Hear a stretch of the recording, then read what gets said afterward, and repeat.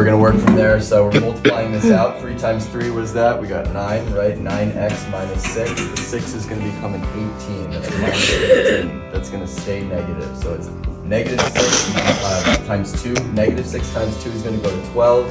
2x minus 30. So let's multiply that whole thing out. Hey, are you okay?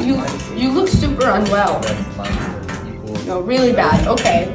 All right, I asked. Side of this equation. Grace. Got number 30 down. Just go. 18. We're gonna add that over the other side. Ending up with 3x minus 48.